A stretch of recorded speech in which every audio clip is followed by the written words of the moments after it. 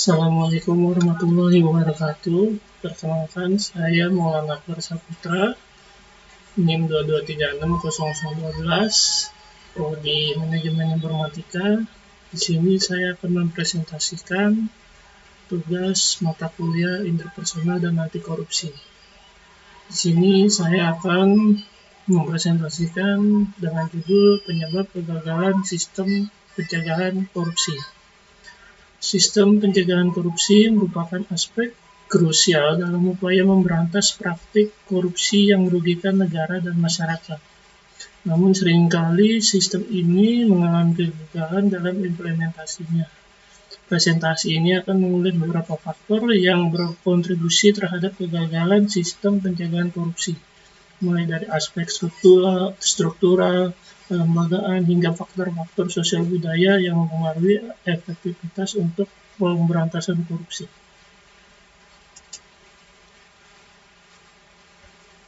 Nah, di sini adanya lemahnya komitmen politik. Di sini ada 4. Yang pertama, kurangnya dukungan eksekutif. Pemerintah seringkali tidak memberikan dukungan penuh terhadap kebijakan anti korupsi, terutama jika berpotensi mengancam kepentingan mereka. Dan selanjutnya, adanya resistensi legislatif. Anggota legislatif cenderung menghambat pengesahan undang-undang yang dapat memperkuat sistem pencegahan korupsi.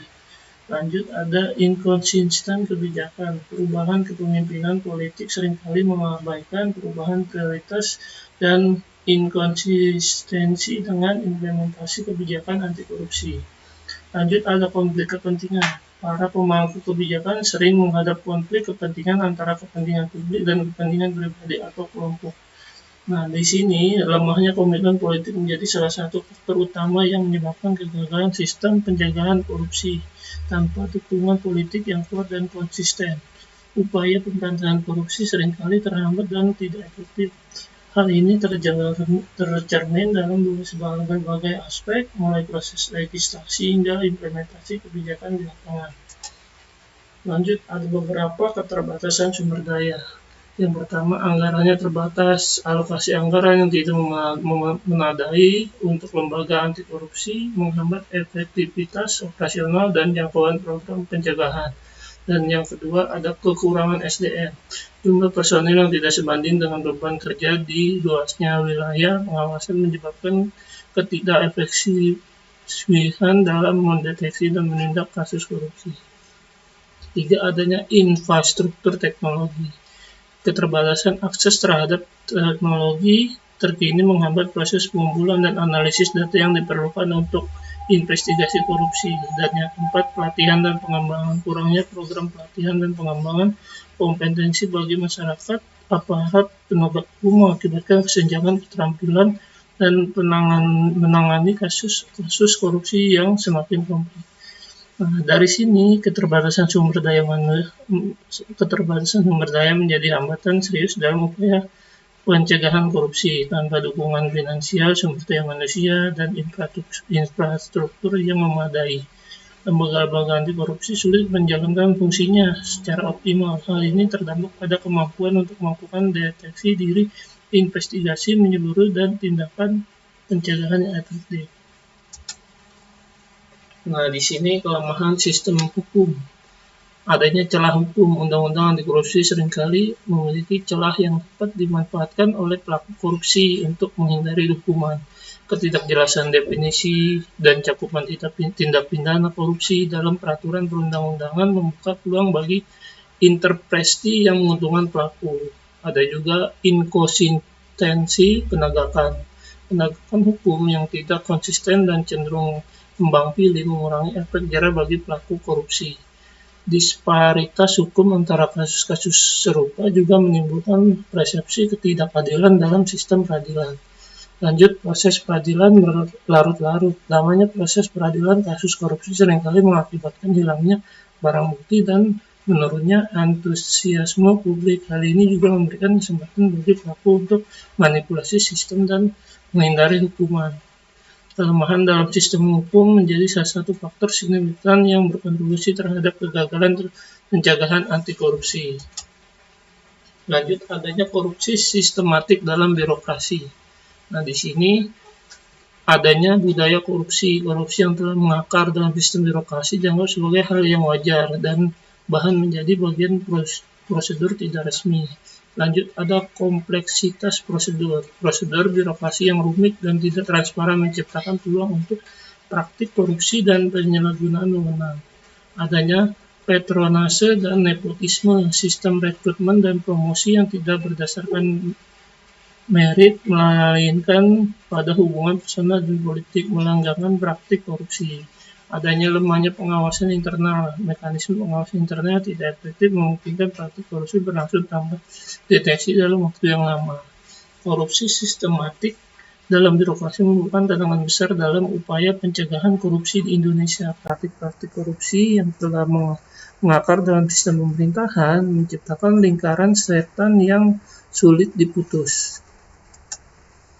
Lanjut, adanya kurangnya partisipasi masyarakat.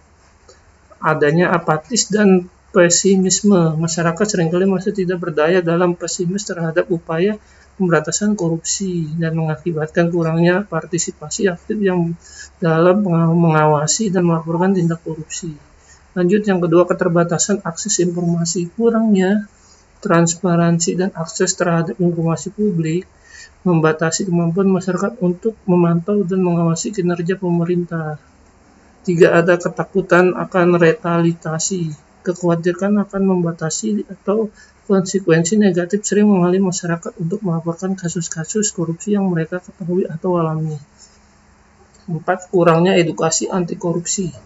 Minimnya pemahaman masyarakat tentang dampak korupsi dan mekanisme pelaporan yang tersedia mengurangi efektivitas pengawasan berbasis masyarakat. Partisipasi masyarakat merupakan komponen kunci dalam sistem pencegahan korupsi yang efektif. Namun, berbagai faktor telah menyebabkan rendahnya tingkat partisipasi masyarakat Indonesia dalam upaya pemberantasan korupsi.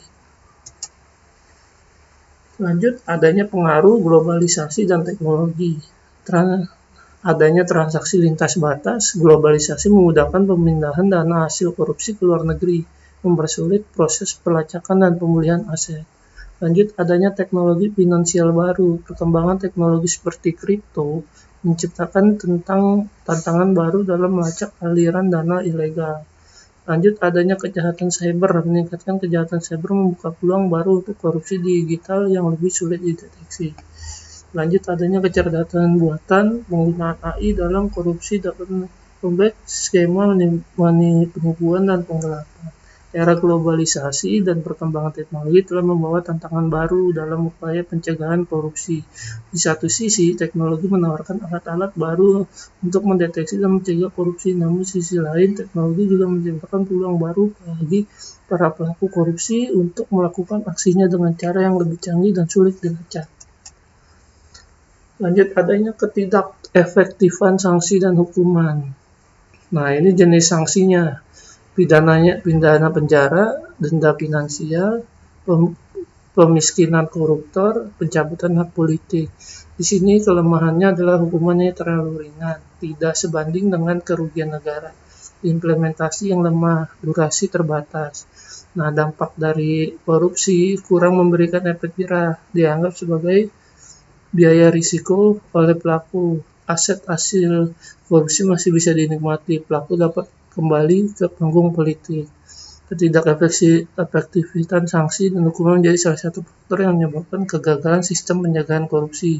Hukuman yang tidak proporsional dengan kerugian yang ditimbulkan serta implementasi sanksi yang lemah gagal memberikan efek jerah dan signifikan. Hal ini menciptakan persepsi bahwa risiko dan tindak korupsi tidak lebih kecil dibandingkan dengan potensi keuntungan yang diperoleh. Di sini ada pengaruh budaya dan nilai sosial. Budaya patron-klien. Sistem patron-klien mengakar dalam masyarakat Indonesia seringkali praktik-praktik yang berpotensi koruptif seperti pembelian hadiah atau bantuan yang bersifat transaksional dalam hubungan sosial dan politik. Lanjut, ada nilai kolektivisme. Nilai kolektivisme yang terkadang mengesampingkan prinsip transparan dan akuntabilitas demi menjaga harmoni kelompok. Hal ini dapat menghalangi pengungkapan kasus korupsi, terutama jika melibatkan anggota komunitas atau keluarga. Lanjut, ada persepsi terhadap kekuasaan. Pandangan tradisional terhadap kekuasaan yang cenderung hierarkis dan patriarkis dapat menghambat kritik dan pengawasan terhadap pejabat publik, menciptakan lingkungan yang kondusif bagi praktik korupsi. Pengaruh budaya dan nilai sosial memainkan peran signifikan dalam membentuk sikap dan perilaku masyarakat terhadap korupsi. Lanjut, kesimpulan dan rekomendasi. Ada penguatan komitmen politik, diperlukan komitmen politik yang kuat dan konsisten dari seluruh elemen yang pemerintah untuk mendukung upaya pemberantasan korupsi. Lanjut, adanya reformasi birokrasi, penyederhanaan prosedur birokrasi dan peningkatan transparan untuk mengurangi peluang terjadinya korupsi sistematik. Lanjut, ada edukasi dan pemberdayaan masyarakat, peningkatan program edukasi, anti korupsi, dan pemberdayaan masyarakat untuk beradaptasi yang aktif dalam pengawasan. Lanjut, penguatan sistem hukum, revisi undang-undang untuk menutup celah hukum dan penerapan sanksi yang lebih efektif dan proporsional. Kegagalan sistem pencegahan korupsi di Indonesia disebabkan oleh banyak faktor yang sering terkait, mulai dari lemahnya komitmen politik hingga pengaruh budaya dan nilai sosial. Untuk mengatasi tantangan ini diperlukan pendekatan komprehensif yang melibatkan seluruh elemen masyarakat dan pemerintah. Reformasi juga menguatkan sistem hukum dan perubahan budaya, perubahan langkah-langkah krusial yang harus diambil dalam memahami akar permasalahan dan mengimplementasikan solusi yang tepat. Indonesia dapat memperkuat sistem pencegahan korupsi dan menciptakan tata kelola pemerintahan yang lebih bersih, transparan, dan akuntabel demi kesejahteraan seluruh masyarakat. Sekian presentasi dari saya. Mohon maaf bila mana ada salah kata, mohon dimaafkan. Waalaikumsalam. Assalamualaikum warahmatullahi wabarakatuh.